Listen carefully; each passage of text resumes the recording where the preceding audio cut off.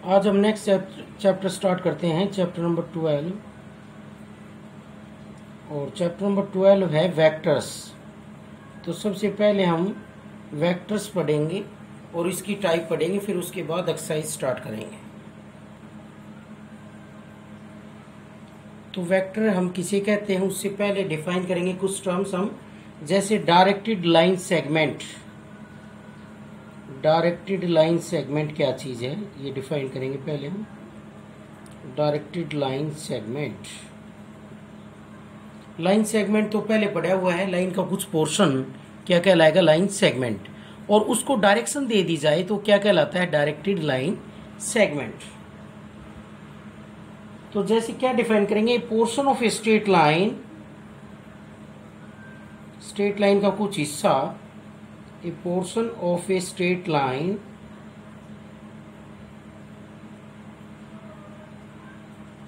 between two given points is called a directed line segment. Directed line segment. Line segment, if we are able, उसे directed line segment कहेंगे between two given points if we are able to distinguish. अगर हम ये distinguish कर सकें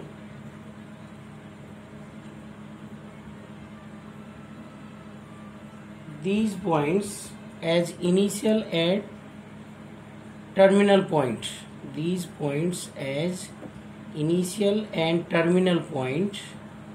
अगर उन दोनों पॉइंटों में हम ये बता सकें कि इनिशियल पॉइंट कौन सा है और टर्मिनल पॉइंट कौन सा है, तो उस लाइन को सेगमेंट को हम क्या बोलेंगे, डायरेक्टेड लाइन सेगमेंट।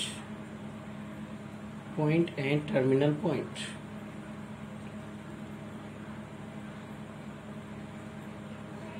जैसे ये होगी कोई लाइन और इसमें दो पॉइंट हो गए ए और बी, ये लाइन सेगमेंट हो गया। अगर हम इसमें इनिशियल पॉइंट इसको कहें ए को और बी को टर्मिनल पॉइंट कहें, A as initial point,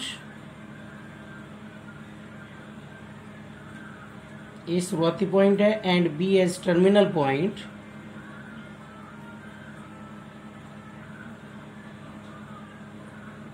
B as terminal point.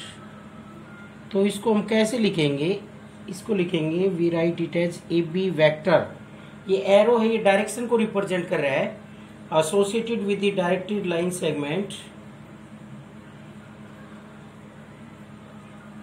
Directed line segment में क्या क्या चीजें होती हैं, थ्री थिंग्स होती हैं। एक लेंथ होती है और एक होती है स्पॉट और एक होती है सेंस जो कि डायरेक्शन को बताती है। थ्री थिंग्स से क्या बनता है, डायरेक्टेड लाइन सेगमेंट। तो ये ए बी सेगमेंट है, वेक्टर बना है, डायरेक्टेड लाइन सेगमेंट है। वेक्टर तो बाद में डिस्कस करेंगे, अभी हम। तो इसकी लेंथ क्या है, length of A B vector, vector बोलेंगे इसे, एरो को सही, is the distance between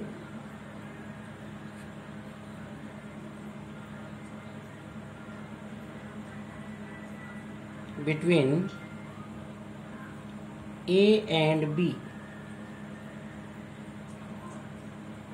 and is denoted by, और इस लेंथ को हम किससे डिनोट करते हैं, denoted by magnitude A B vector. Magnitude किसको रिप्रेजेंट करता है, लेंथ को।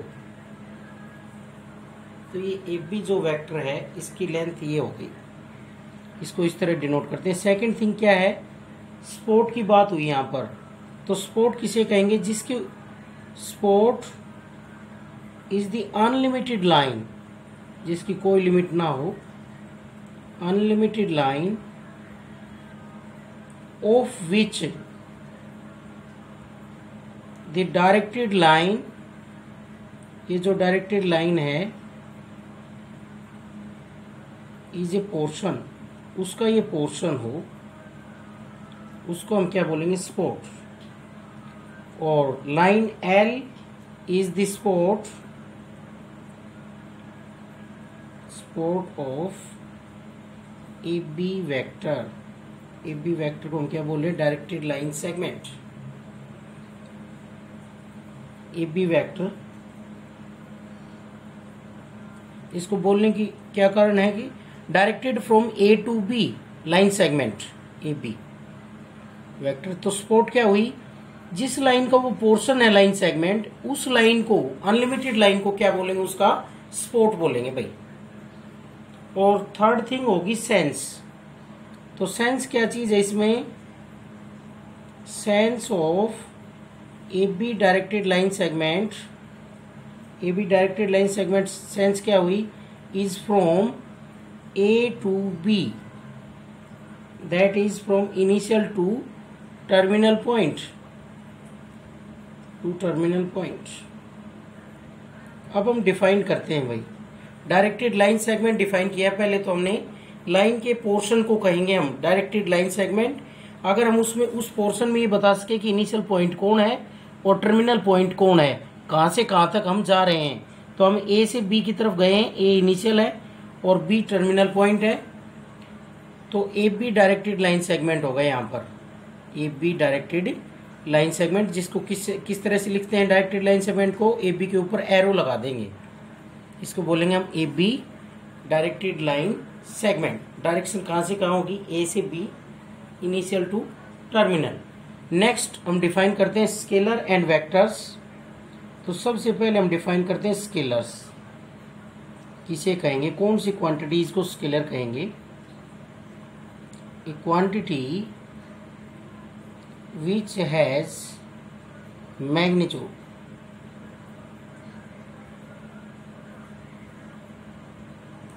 only, जिसमें केवल मैग्नीट्यूड हो, एंड नो डायरेक्शन, जिसकी कोई डायरेक्शन ना हो, केवल उसमें मैग्नीट्यूड हो, इज कॉल्ड ए स्केलर। किसी क्वांटिटी को स्केलर क्वांटिटी कहेंगे अगर उसमें केवल मैग्नीट्यूड हो, डायरेक्शन ना हो। जैसे एग्जांपल हो गए, लेंथ है, लेंथ की कोई डायरेक्शन नहीं होती, बस उसका क्या मापते हैं हम? मैग्नीट्यूड, कितनी लेंथ है। मास है, ये सब कैसे किसके एग्जांपल है? स्केलर क्वांटिटीज के हैं। नेक्स्ट हम डिस्कस करते हैं वेक्टर्स। वेक्टर्स किसे डिफाइन करेंगे? ए क्वांटिटी which has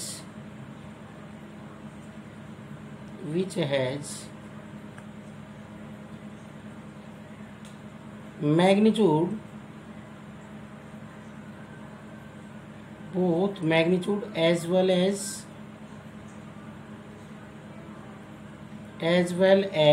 जिसमें मैग्नीट्यूड भी हो और डायरेक्शन भी हो, ऐसी क्वांटिटीज को हम क्या बोलेंगे? Vector quantities is called vector. उन्हें हम वेक्टर बोलेंगे भाई।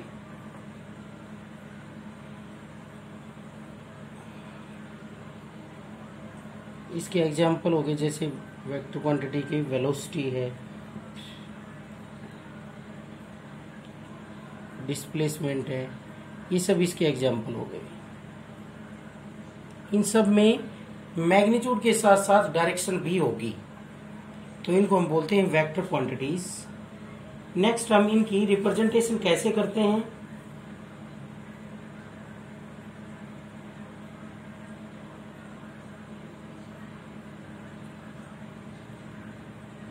जो हमने डायरेक्टेड लाइन सेगमेंट पढ़ा है,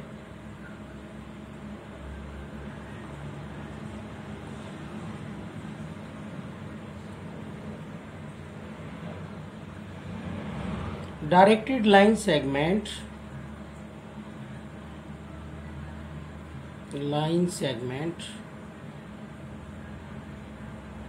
AB के ऊपर जो एरो लगाया है, directed line segment AB represents ए वेक्टर। किसको रिप्रेजेंट करता है? ये वेक्टर को रिप्रेजेंट करता है। क्यों? क्योंकि इसमें दोनों चीजें हैं, इसमें मैग्नीट्यूड भी है और डायरेक्शन भी है। तो इसलिए जो डायरेक्टेड लाइन सेगमेंट AB है, ये किसको रिप्रेजेंट कर रहा है? वेक्टर को रिप्रेजेंट कर रहा है। represents a vector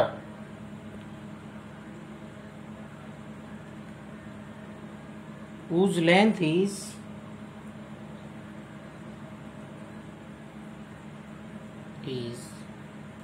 a b vector and direction from a to b.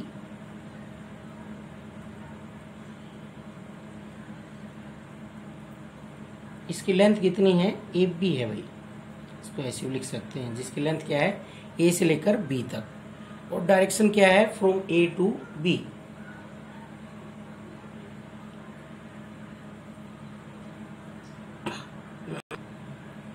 तो जो हमने डायरेक्टेड लाइन सेगमेंट कहा था वो क्या करता है, रिप्रेजेंट करता है वेक्टर को।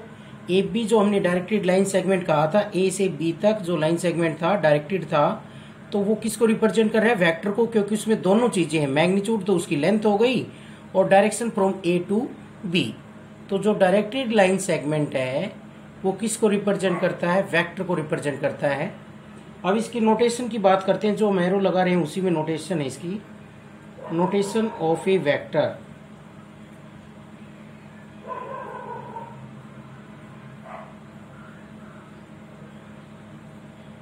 तो notation of vector is generally denoted by a directed line segment. Directed line segment से इसको हम जनरली डिनोट करते हैं, such as A B vector और ए सिंगल स्मॉल लेटर।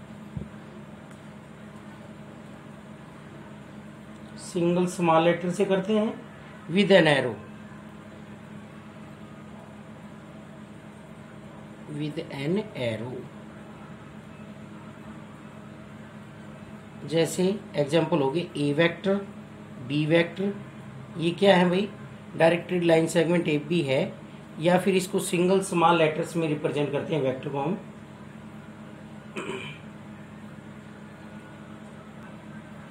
अब नेक्स्ट हम डिस्कस कर रहे हैं मैग्नीट्यूड ऑफ ए वेक्टर। किसी वेक्टर का मैग्नीट्यूड हम कैसे डिफाइन करेंगे, द मैग्नीट्यूड, और मैग्नीट्यूड को मॉडुलस भी बोलते हैं अभी हम, और modulus of A vector, vector A B vector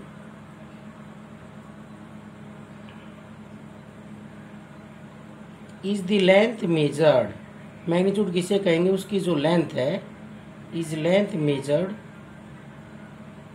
जो लेंथ मापी जाएगी between A and B, A और बी के बीच में,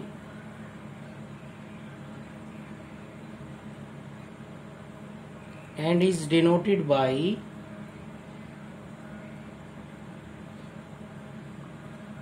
मॉडुलस ए बी वेक्टर। इसे मैग्नीट्यूड बोलते हैं।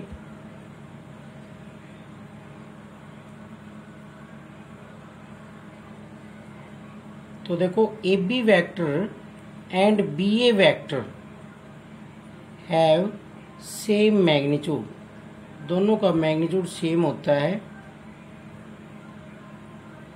क्योंकि distance between A and B और distance between B and A is same. तो मैग्नीट्यूड क्या रहता है, दोनों का सेम रहता है, बी वेक्टर का और बी ए वेक्टर का, but opposite direction, but they have opposite directions, opposite directions.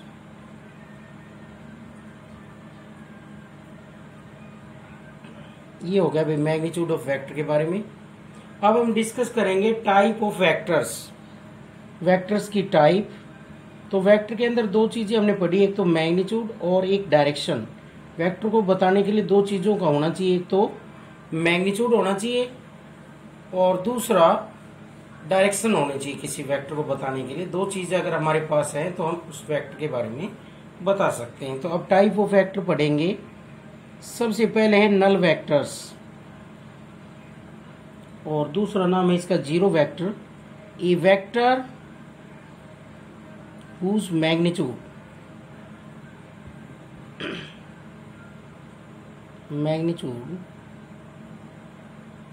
is zero is called null vector। जिसका मैग्नीट्यूड 0 हो उसे हम क्या बोलेंगे, नल वेक्टर। कोई भी वेक्टर जिसका मैग्नीट्यूड 0 हो उसे हम बोलेंगे null vector. The initial and terminal point coincides. इस प्रकार के वेक्टर में initial and terminal point coincides, दोनों पॉइंट एक ही जगह होंगे। Terminal points and initial points क्या करेंगे, कोइंसाइड्स।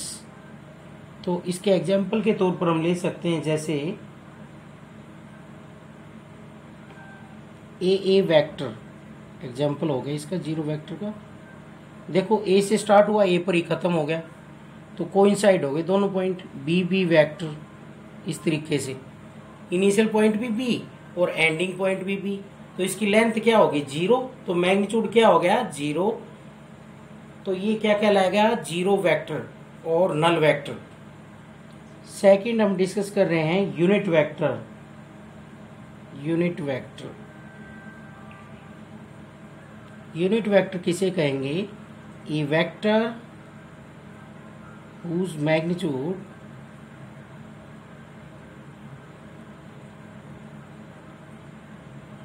is unity, जिसका मैग्नीट्यूड क्या है, यूनिटी का मीनिंग 1 है, is called a unit vector.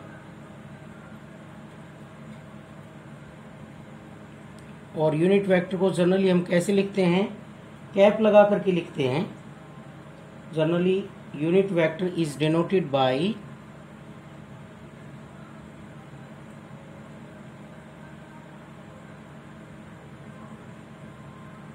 जैसे A cap, read as A cap.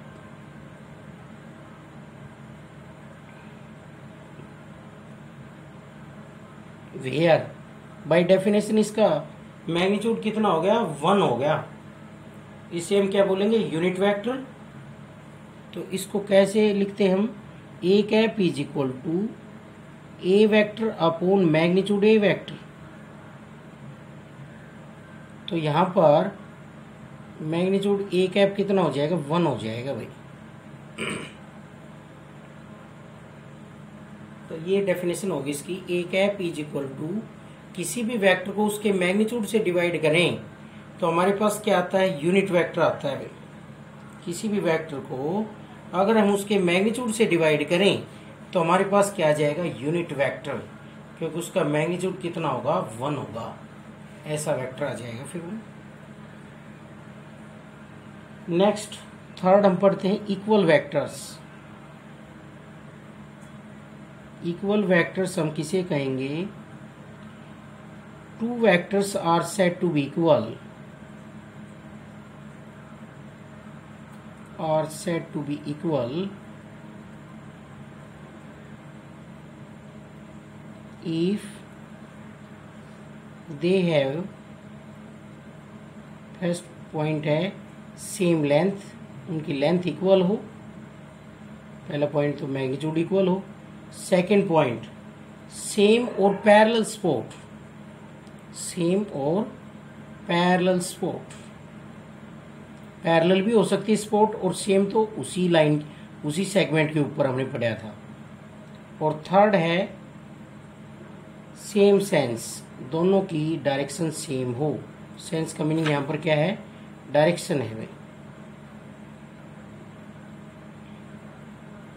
तो जैसे इसको हम थोड़ा सा डिफाइन कर सकते हैं और एक्सप्लेन कर सकते हैं। जैसे ये वेक्टर हो गया हमारे पास ए वेक्टर, यहां से यहां तक, तो इसी लेंथ का, इतनी लेंथ का वेक्टर अगर मैं इसी लाइन में आगे ले लूं, यहां से लेकर यहां तक इतनी लेंथ का कोई दूसरा वेक्टर मान लो बी वेक्टर आ जाता है, तो दोनों वेक्टर क्या होंगे, इक्वल वेक्टर होंगे। A vector is equal to B vector if magnitude of A vector is equal to magnitude of B vector.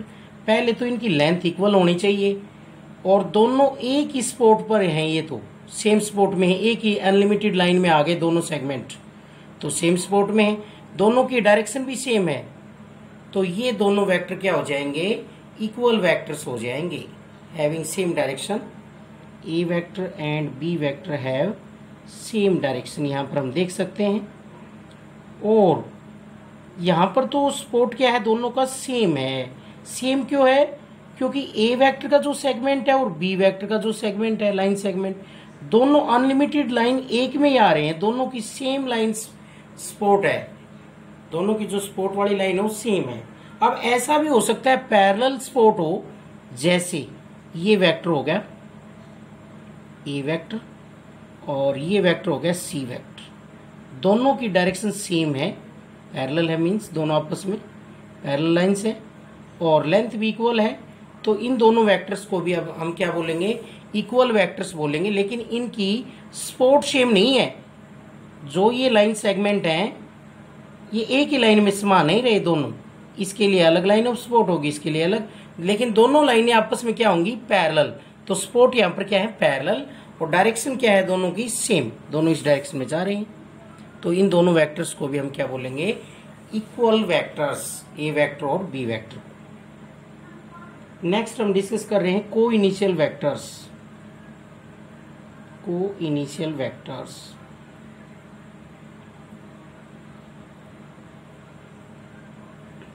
all vectors having the same initial point, जिन vectors का एक ही इनिशियल पॉइंट हो, having same initial points are called co-initial vectors। उन्हें हम को initial vectors बोलते हैं, जैसे ओ A vector, O B vector, O C vector, इन सब का इनिशियल पॉइंट कौन है, ओ है, हैव सेम इनिशियल पॉइंट, तो ये सारे क्या कहलाएंगे,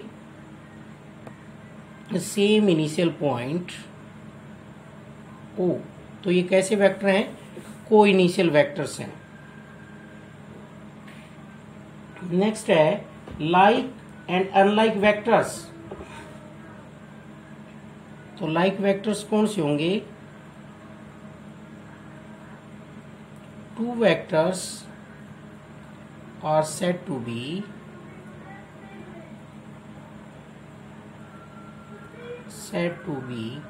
like if they have the same direction।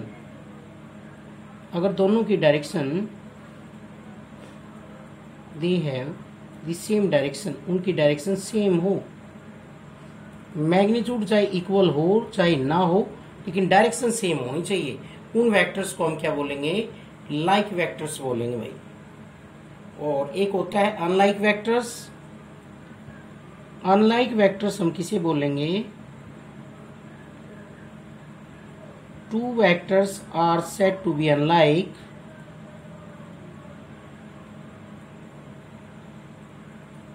दो वेक्टर्स को हम अनलाइक वेक्टर जब कहेंगे, unlike if they have opposite direction, have opposite directions, अगर उनकी डायरेक्शन अपोजिट हो।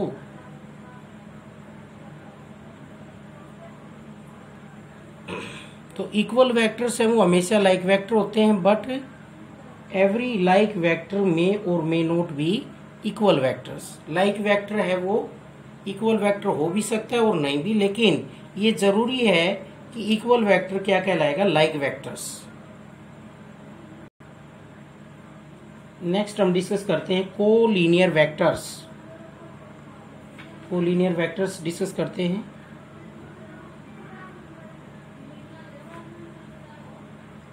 कोलिनियर वेक्टर्स किसे कहेंगे, टू और मोर vectors,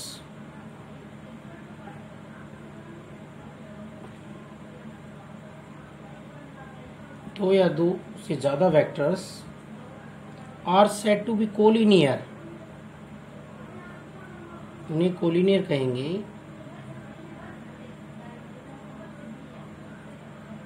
vectors if they are parallel to the same straight line,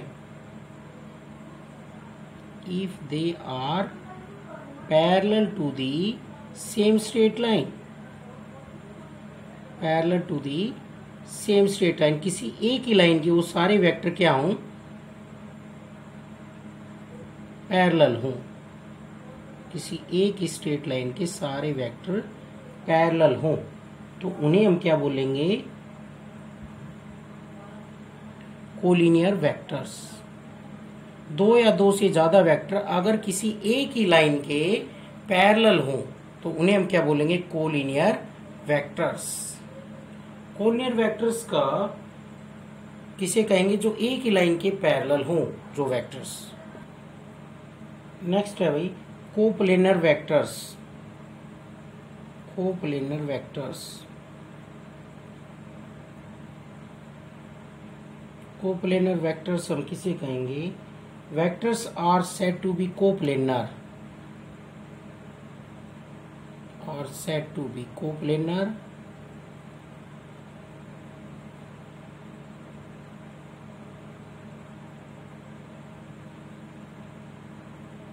when they lie in the same plane, जब ये सारे एक ही प्लेन में हों तो इन वेक्टर्स को क्या कहेंगे, कोप्लेनर वेक्टर्स। एक ही प्लेन में हो सारी वेक्टर्स तो उन सभी वेक्टर्स को क्या बोलते हैं, कोप्लेनर वेक्टर्स। अगला है भी localise vectors. Localise vector, a vector having a fixed initial point, having fixed initial point, जिसका इनिशियल पॉइंट फिक्स हो, इनिशियल पॉइंट फिक्स हो, is called a localized vector। Localise vector उसे हम क्या बोलते हैं, लोकलाइज वेक्टर बोलते हैं। नेक्स्ट है फ्री वेक्टर। फ्री वेक्टर किसे कहेंगे हम, vectors whose initial points are not fixed, initial points are not fixed, जिसके इनिशियल पॉइंट फिक्स ना हो उन वेक्टर्स को हम क्या बोलते हैं, फ्री वेक्टर्स बोलते हैं, are called free vectors.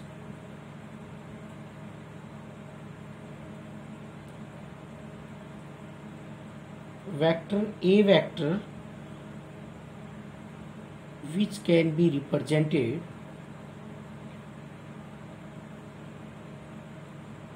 by any of the line segment, represented by any of the directed line segment, directed line segment whose lengths are equal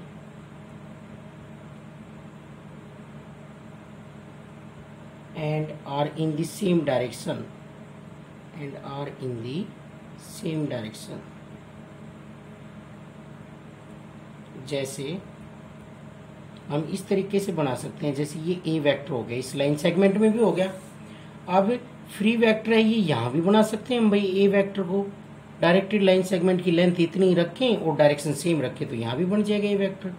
A vector यहाँ भी बन सकता है, तो ये कैसा वेक्टर है, फ्री वेक्टर है। अगर इनिशियल पॉइंट नहीं है फिक्स तो कैसा वेक्टर कहलाएगा, फ्री वेक्टर। इसको हम कहीं भी बना सकते हैं इतनी लेंथ का, और इसी डायरेक्शन में हम इसको कहीं भी बना सकते हैं। ये सभी ए वेक्टर्स हैं, सभी का मैग्नीट्यूड इक्वल है और लेंथ इक्वल है। डायरेक्टेड लाइन सेगमेंट में कहीं भी बना सकते हैं हम इनको, by any of the directed line segment. तो ये फ्री वेक्टर का होता है, इनिशियल पॉइंट फिक्स नहीं होता भाई फ्री वेक्टर में। नेक्स्ट है नेगेटिव ऑफ ए वेक्टर। किसी वेक्टर का नेगेटिव कैसे डिफाइन करेंगे हम, A vector B vector whose modulus is same, या मैग्नीट्यूड बोल सकते हैं, whose magnitude is same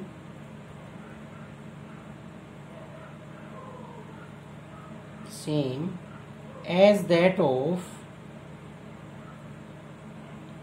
a given vector a vector, but whose direction but whose direction is opposite to that of a vector. a vector की जो opposite direction है, opposite to that of A vector is called negative vector. इस B vector को हम क्या बोलेंगे? Is called negative vector of A, is called negative of A vector and is written as B vector is equal to minus A vector. इसको हम ऐसे लिखेंगे, B vector is equal to minus A vector. तो negative vector की definition हो गई, किसी भी वेक्टर को, किसी वेक्टर का नेगेटिव वेक्टर जब बोलेंगे जब उसका मैग्नीट्यूड उस वेक्टर के इक्वल हो लेकिन डायरेक्शन अपोजिट हो, उसको हम उसका नेगेटिव वेक्टर बोलेंगे. तो इसको ऐसे लिखेंगे, राइट एज बी वेक्टर किसके इक्वल हो गया? Negative minus A vector. तो डायरेक्शन अपोजिट है तो माइनस लग जाता है, उसे क्या बोलते हैं? Negative vector. अब हम लास्ट डिफाइन करते हैं पोजीशन वेक्टर. पोजीशन वेक्टर किसे कहेंगे हम? Let O be a fix point. O एक फिक्स पॉइंट है and A be any other point, be any other point, then the vector A vector, vector O A vector is called a position vector of A, is called a position vector of A.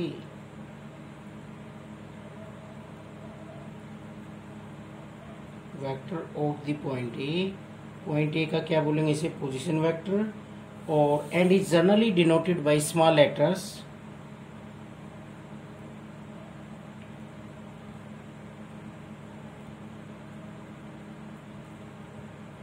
by small letters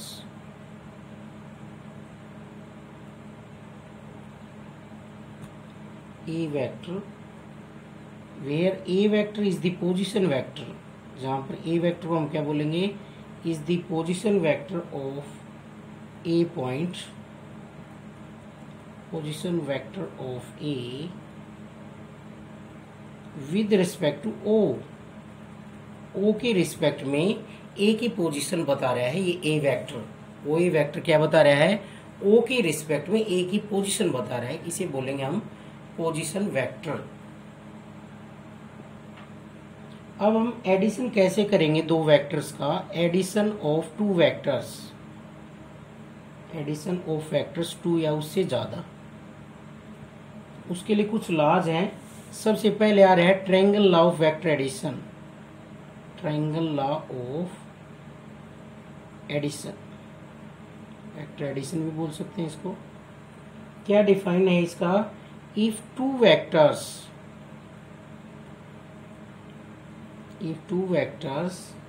are represented by the two sides. दो vectors को अगर हम by the two sides of a triangle, किसी triangle की दो sides के according लेते हैं, by the two sides of a triangle, किसी ट्रायंगल की दो साइड्स के अकॉर्डिंग लेते हैं, taken in order, then there sum, तब उनका सम कौन बताएगा? Then there sum is represented by the third side, represented by the third side of a triangle. जो ट्रायंगल की थर्ड साइड है वो क्या रिप्रेजेंट करेगी? By the third side of a triangle. उनका सम रिप्रेजेंट करेगी third side in the opposite order. और उसका ऑर्डर क्या होगा? अपोजिट होगा. ये डेफिनेशन हो गई. अगर कोई दो वेक्टर हैं तो उनको हम किसी ट्रायंगल की दो साइड्स के अकॉर्डिंग लेंगे, तो उस ट्रायंगल की जो थर्ड साइड है वो उन दोनों वेक्टर्स का सम रिप्रेजेंट करेगी. कौन सी डायरेक्शन में? अपोजिट ऑर्डर में. जिस ऑर्डर में वो दोनों साइड बना रही थी उसमें नहीं, दूसरे ऑर्डर में. जैसे ये हो गया हमारा O, ए, ये ट्रायंगल हो गई और बी। तो यहाँ पर ओ ए बी दो साइड्स के अलोंग हो गया ए वेक्टर बी वेक्टर। तो थर्ड साइड अपोजिट डायरेक्शन में ये ऑर्डर चल रहा था इनका, O A O B. Third side ने क्या किया, O B vector is equal to by triangle of vector addition O B vector is equal to A vector plus B vector, या फिर इसको लिख सकते हैं O A vector plus A B vector. ये हो गया triangle law of vector addition. अगर किसी ट्रायंगल दो वेक्टर हैं उसको हम ट्रायंगल की दो साइड्स के अलोंग लेते हैं ए के ऑर्डर में, तो ट्रायंगल की जो थर्ड साइड है वो उन दोनों के सम को रिप्रेजेंट करेगी, दोनों वेक्टर के सम को किस डायरेक्शन में, अपोजिट ऑर्डर में। ये है triangle law of vector addition. अब है भाई आगे parallelogram law of vector addition. Parallelogram law से एडिशन कैसे करेंगे हम, लॉ ऑफ एडिशन क्या है देखो, if O A vector represents A vector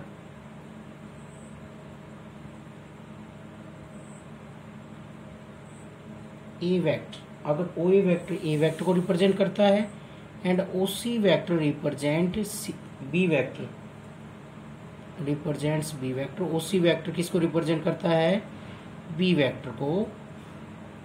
दो वेक्टर दिए हुए होंगे ए वेक्टर और बी वेक्टर, तो उनको हमने दो वेक्टर से रिप्रेजेंट करवाया, ओ ए वेक्टर और O C vector, where O A and O C are two adjacent sides. दो एडजेसेंट साइड्स हो गई किसकी, पैरेललोग्राम की, adjacent sides of a parallelogram O A B C having a common initial point O, common initial point O, जिनका common initial point कौन है, ओ है। Then there sum, तब इन दोनों वेक्टर का सम किससे आएगा, then there sum A vector plus B vector is defined as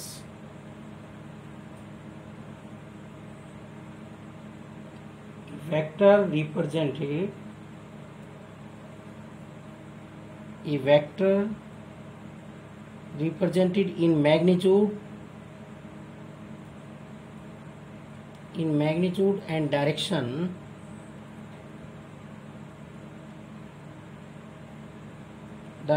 by diagonal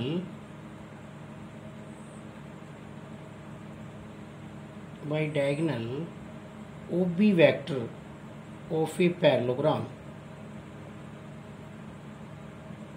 जो ओबी वेक्टर है पैरेललोग्राम का उसके डायगोनल को ही रिप्रेजेंट करता है। तो कैसे बनेगा भाई, देखो ये ओ ए वेक्टर हो गया ए वेक्टर, और ये ओ सी वेक्टर हो गया बी वेक्टर, तो ये इसका डायगोनल बन जाएगा।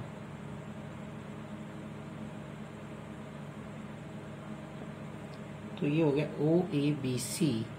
तो डायगोनल किसको रिप्रेजेंट करता है, इन दोनों वेक्टर के सम को रिप्रेजेंट करता है।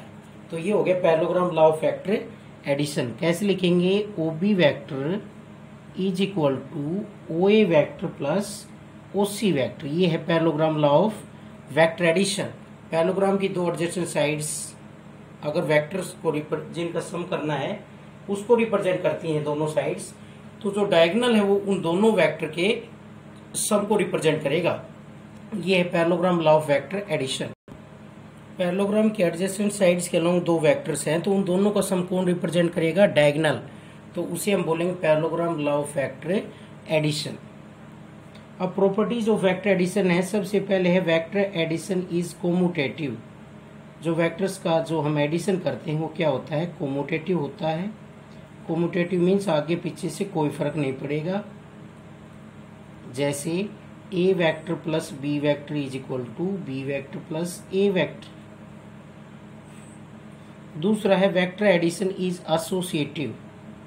वेक्टर एडिशन एसोसिएटिव भी होता है। एसोसिएटिव में हम 3 वेक्टर्स लेंगे और ब्रैकेट चेंज करें तो उस पर कोई फर्क ना पड़े, उसे हम क्या बोलते थे, एसोसिएटिव प्रॉपर्टी। तो जैसे क्या होगा, वेक्टर में ये इक्वल होता है भाई, पहले दो वेक्टर का सम करके थर्ड किसी को भी ऐड कर सकते हैं, पहले दो को, उससे कोई फर्क नहीं पड़ता सम पर। ये है vector addition is associative. Associative भी होता है, कोम्यूटेटिव भी होता है। और existence of additive identity, vector में आइडेंटिटी भी पाई जाती है कि जिसको ऐड करने से कोई फर्क ना पड़े, उसे क्या बोलते हैं हम, एडिटिव आइडेंटिटी। तो वो है हमारे पास कोई वेक्टर, ए वेक्टर के लिए कौन होगा, जीरो वेक्टर, जिसको किसी में भी ऐड कर दें कोई फर्क नहीं पड़ेगा। तो यहाँ पर where zero vector is additive identity. Additive identity कौन होता है, जीरो वेक्टर।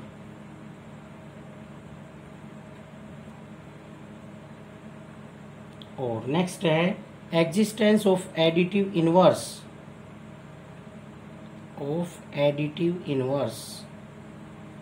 एडिटिव इनवर्स भी पाया जाता है प्रत्येक वेक्टर का। कैसे, for any vector A vector there exist another vector, उसके लिए एक दूसरा वेक्टर जरूर पाया जाएगा,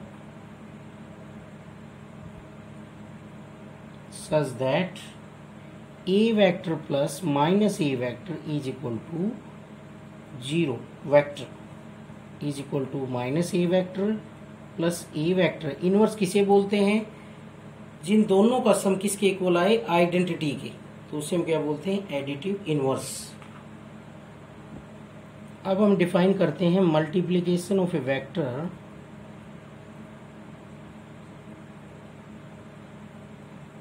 वेक्टर बाय स्केलर। तो जैसे let A vector be any given vector, A vector कोई भी गिवन वेक्टर है,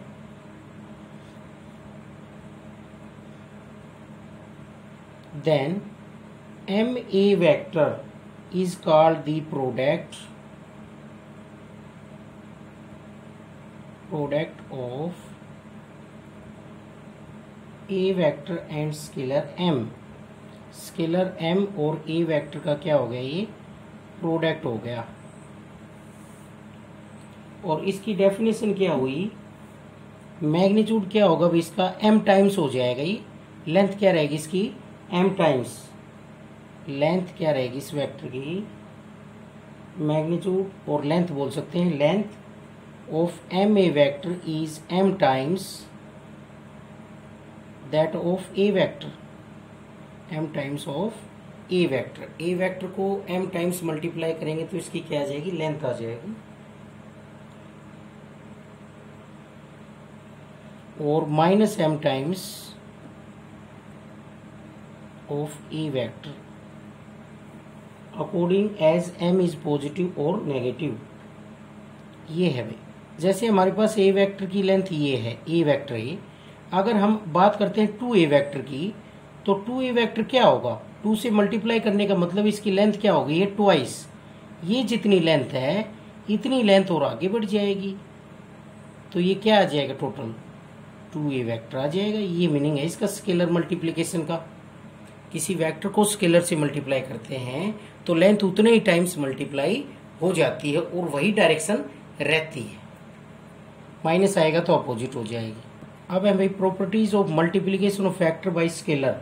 किसी वेक्टर को स्केलर से मल्टीप्लाई करें तो क्या प्रॉपर्टी आएंगी, m A vector is equal to A vector m, कोई फर्क नहीं पड़ेगा, बोथ है सेम मीनिंग।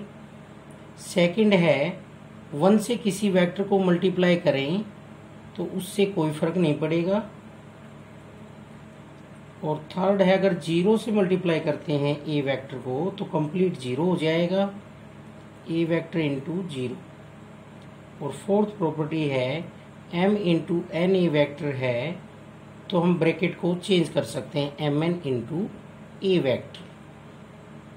और फिफ्थ प्रॉपर्टी है m plus n A vector, ये खुल जाएगा, अलग अलग का सम कर ले चाहे इकट्ठा सम का मल्टीप्लाई कर ले, m A vector plus n A vector खुल जाता है प्लस वेक्टर के साथ। और लास्ट है भाई m स्केलर है और दो वेक्टर्स का सम मल्टीप्लाई है, तो दो वेक्टर के सम को अगर स्केलर से मल्टीप्लाई करें या फिर अलग अलग उनका सम करें, दोनों वैल्यू इक्वल आती हैं दोनों वेक्टर्स के। यहाँ पर m और n क्या है, स्केलर्स है, 1 भी स्केलर है, 0 भी। वेक्टर क्वांटिटी कौन है, a वेक्टर और b वेक्टर। तो ये हो गया हमारे पास multiplication of A vector by scalar. तो ये हो गया भाई वेक्टर से रिलेटेड